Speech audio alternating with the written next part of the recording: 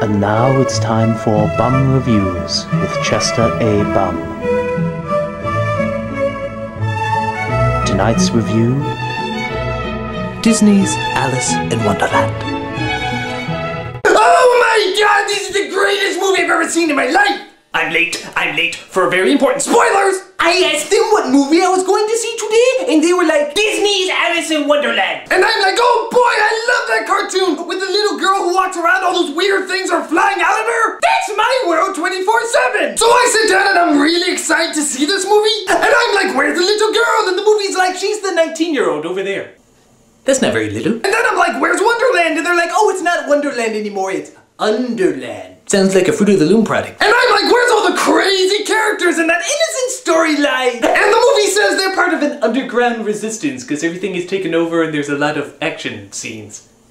When did Wonderland turn into Narnia? Wonderland isn't supposed to have a logical, action-packed plot. It's Wonderland! The biggest concern is whether or not the mouse in the teapot has jelly on his nose! A concern I worry about every day. But it does have all the weird, zany stuff that's flying out at you! You got the smiling cat, big-headed queen, Tweedledee and Tweedledum who look like Pugsley Adams if he was a skinhead, and crazy animals that can talk all the time! It was the most realistic movie I've ever seen in my life. Probably not the most realistic you've ever seen, but you're not on drugs! So Alice goes to the Mad Hatter, who's part of an underground resistance, and looks like the Joker if he worked at TGI Fridays. And he's like, the only way to stop the Queen is for you to destroy the Jabberwocky! But why? Because this magical piece of toilet paper says you do! Hooray! See, that's why the Red Queen took over everything, because she had a monster by her side! And a bunch of playing cards.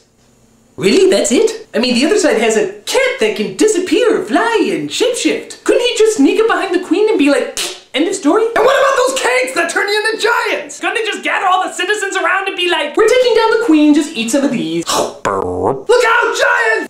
Bang! No more Queen! That wasn't so hard! But nope! Only Alice can destroy the Jabberwocky as she gets on her armor and looks like Joan of Noah's Ark! But what's she gonna do? Use her cunning knowledge or their backward ways of defeating them? No. She cuts its head off and kicks it down the stairs! You know, for kids! So everybody is happy because the White Queen is put back in power again. Whitey's always seizing power and control, trying to keep the red folk down. And the Mad Hatter is so happy about this turn of events that he actually does a breakdance! I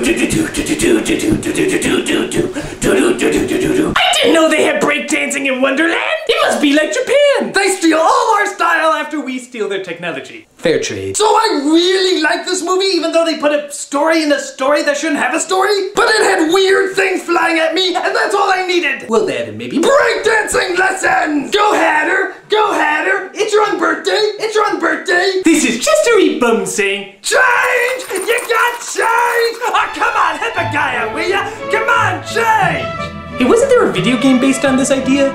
It was done by a guy named American McCheese.